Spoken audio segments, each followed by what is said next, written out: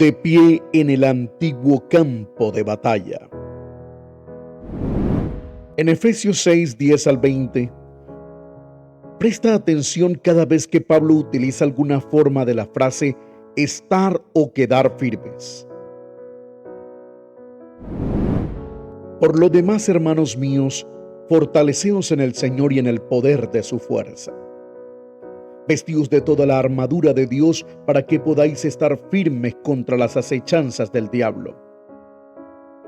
Porque no tenemos lucha contra sangre y carne, sino contra principados, contra potestades, contra gobernantes de las tinieblas de este siglo, contra huestes espirituales de maldad en las regiones celestes. Por tanto, tomad toda armadura de Dios para que podáis resistir en el día malo y, habiendo acabado todo, estar firmes.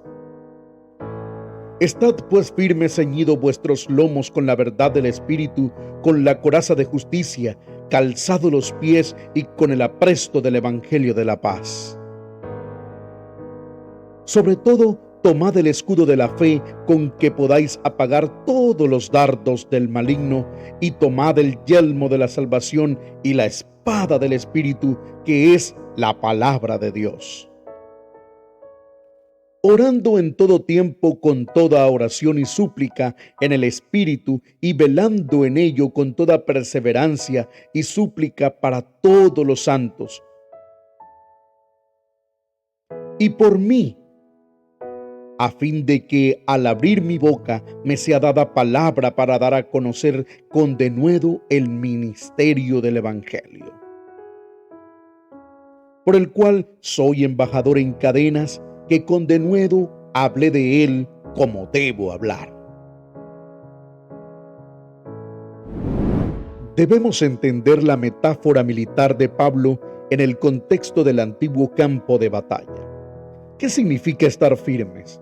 El verbo sugiere solo una postura defensiva. Los discursos bélicos incluidos en los escritos de Tucídides, en los grandes autores clásicos de la literatura bélica, destacan tres acciones sucesivas que deben darse para que un bando salga victorioso. Primero, los soldados deben cerrar con el enemigo, lo que significa que deben marchar al encuentro de sus enemigos. Segundo, luego deben atacar y mantenerse firmes o detener nuestra posición, luchando cuerpo a cuerpo con sus enemigos.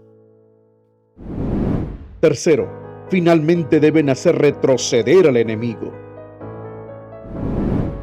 El momento clave de una batalla en la antigüedad se daba en la segunda de estas tres acciones, cuando las dos catervas opuestas chocaban entre sí en una terrible cacofonía de bronce, madera y carne, todo aplastado, a la que el antiguo autor Xenofonte hace referencia con ese espantoso choque.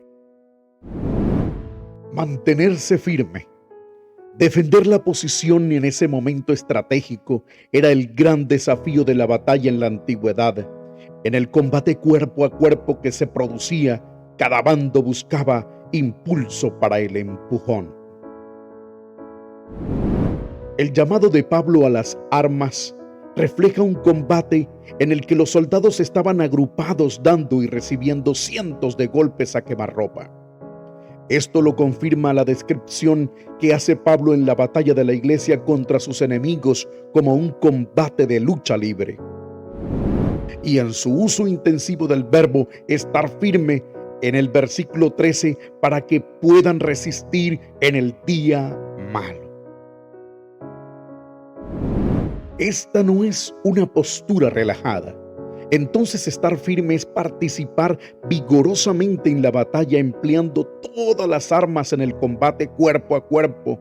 Un hecho obvio a partir de las imágenes militares de la exhortación anterior de Pablo de estar firmes en un mismo espíritu, combatiendo unánimes por la fe del Evangelio.